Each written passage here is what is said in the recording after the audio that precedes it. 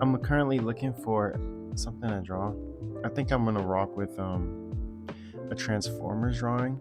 I'm not really good at drawing stuff from memory, so I'm gonna need to get a reference. And I'm not too good with faces, and I don't. And I did a face the other day. I did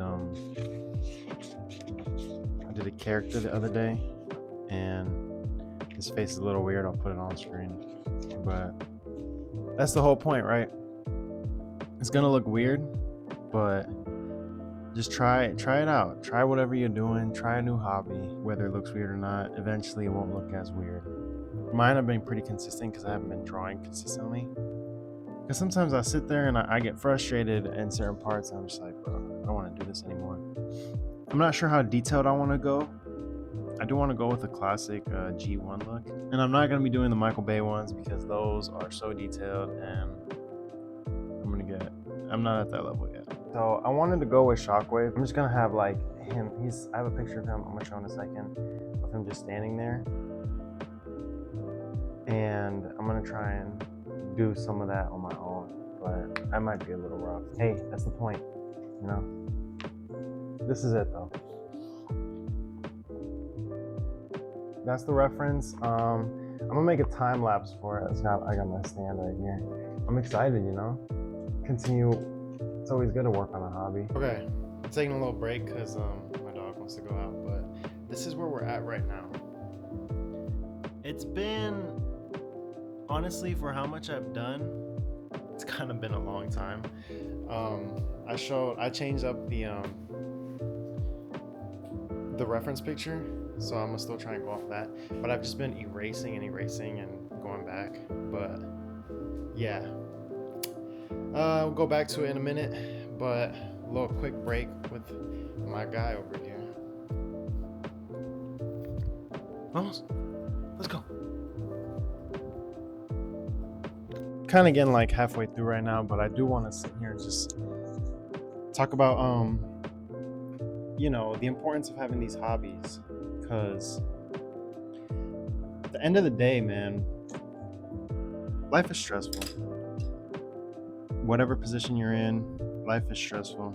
And you need to have something to get your mind off the stressful part of life.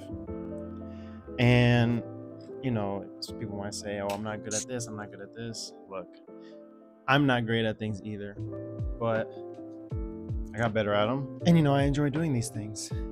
And it helps because when you're in pursuit of something, or in the process of achieving something or getting somewhere with a goal, there's going to be moments where you just need to be grounded, and it's important to have something that can get your mind off of it.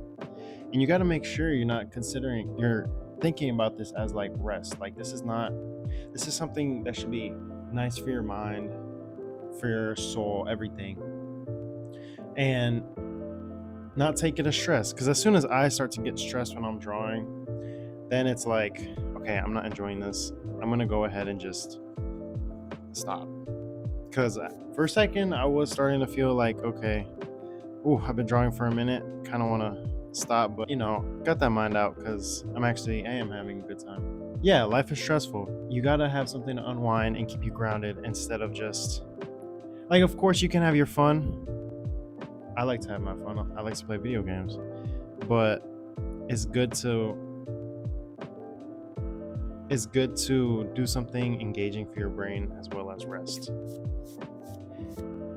And I am a firm believer of starting a new hobby to really get into your creativity, because that's what a hobby is for the most part. It's just working your creative side, whether it's like learning how to play piano or some kind of instrument, or drawing in this case. It helps you think critically, because at the point I am right now, I do not have enough space and my centering is kind of off. So now I have to kind of line this up, and I have to, think a little creatively to line this up, or else, if I try and do it carbon copy as my drawing, it's not going to come out right. I totally just messed up what I wanted to do. It's going to be a lot of eraser marks in this, so forgive me for that. Remember, all all still learning. It's good to engage your brain with something like this, and you might think, if I'm resting, I don't want to do any kind of engaging work. Makes sense. I feel the same way a lot of the time. But, in some cases, it's good to just get your brain going a little bit. And also, you never know what these kind of hobbies might lead to. Maybe you find out, maybe one day you're like, I'm kind of interested in this. Let me just try it out. And maybe you find out you love this and this is your new peace of mind.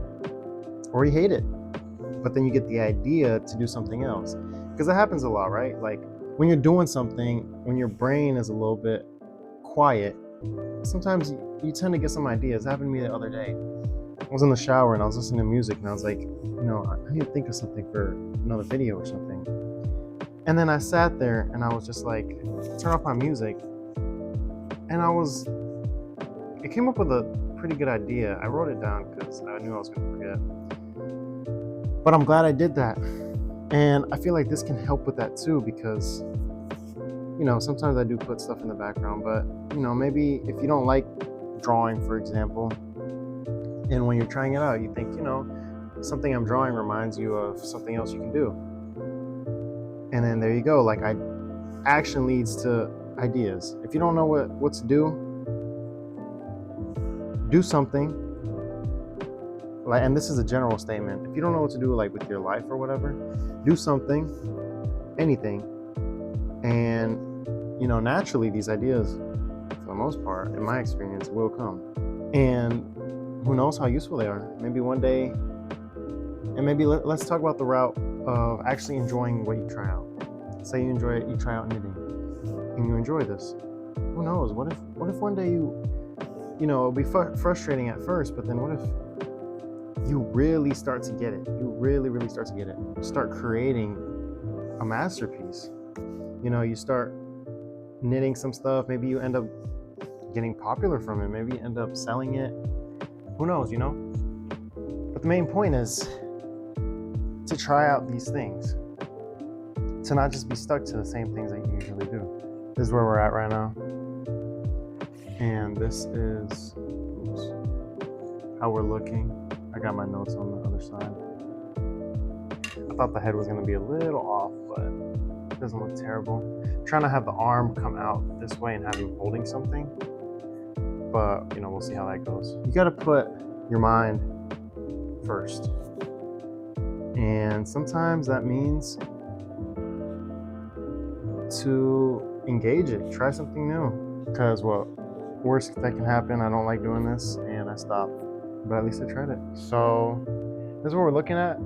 It's not terrible, but it does look a little like a Funko Pop, I'm not gonna lie.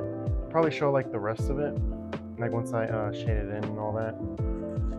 So I had like a few of these to shade, smaller ones. This one's huge, I haven't used this one, but I don't know where all these went. So we're gonna have to just deal with the big ones and go from there. Shading will hopefully make it look a little better because it does kind of look like a Funko right now. I'm actually kind of proud of it. It's not terrible. It's not terrible at all. But we're gonna see how this goes. If I can make it look a little better. It's kind of rough with this big one.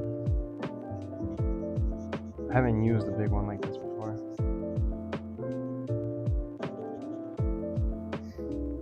I'm not gonna lie, I am kind of rushing because I think I might be tight on time with what I gotta do today. So yeah, so it's a bit of a speed run, not as precise, but it's just shading.